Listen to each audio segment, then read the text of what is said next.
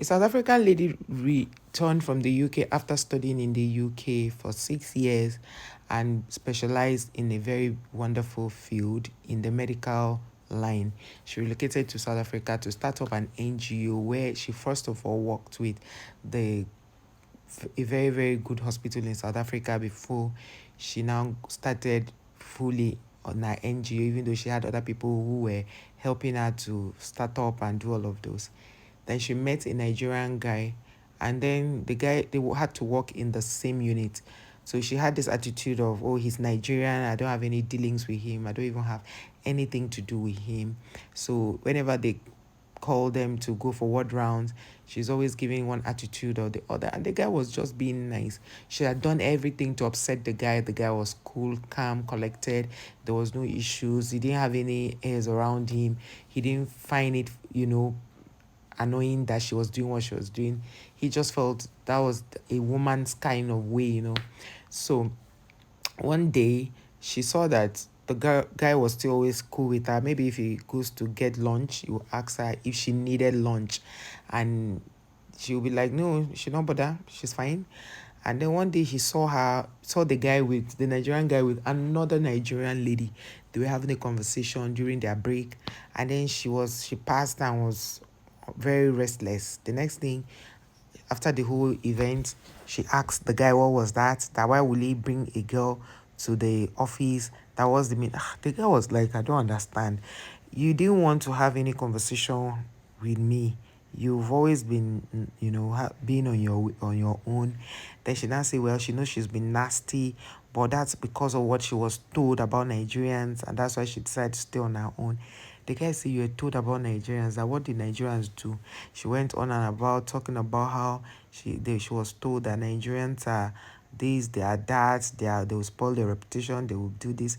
And although she never pinpointed exactly what they told her Nigerians did, but she now said, okay, the guy said, are you sure you are fine? Because I don't understand where all this is coming from. She now said she's fine and all of that. So she now told the guy if they could sit out for a drink. The guy now said no, it will not be possible because he needs to meet up with the lady she saw earlier. She now said, okay, that's fine. She walked into the place, the apartment where to see other patients now. So the next day when they met in the hospital, she was now asking the guy how his night went, all those kind of pleasantries, the exchange. So it was fine. They went for their ward round. After that, she still said she doesn't mind if they could sit out in any popular lounge of his choice and all that. And he was like, he's not really a sit out person, but that he would think about it. That can they talk about this when when it's more convenient. So the next thing, she sends him a message and tells the guy that if he's not comfortable going out with her, you should let her know that she's not. It's not like she's desperate. She just wanted to clear the air about why she was acting up all the while. So the guy now replied and said, no, no hard feelings. I don't have anything against you. So they met in the office again the next day, and then the guy now told her that whatever it was she thought, that was not it. That he was really having some moments. He was going through some moments. So that was why he didn't want them to go out. So that because going out now, she needs to concentrate. They both need to concentrate on each other while they are there. That it's not a time where he will go and be like, okay, he wants to go back home and all of that. So she said, okay, that was fine.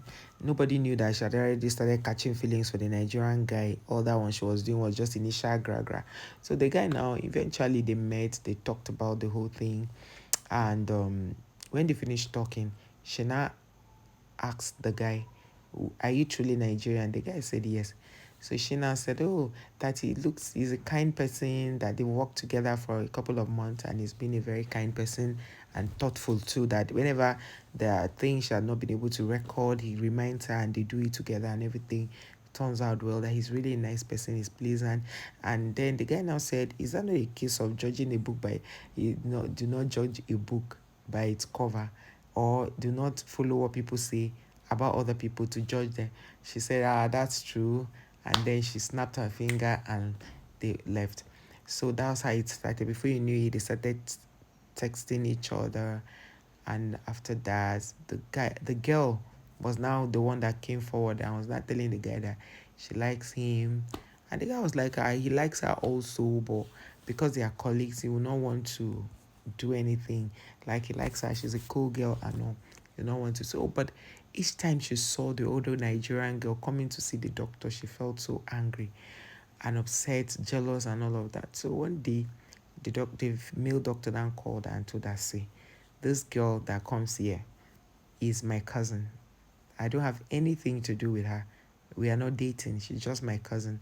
And because she stays in the same town with me, once in a while she comes here to visit. So it's not what you are thinking. And then he now said, by the way, why do I need to explain to you? Me and you, we are not dating. So she now said, we are not. So he said, we are not dating, we are just colleagues. And then once in a while we sit out. There's no.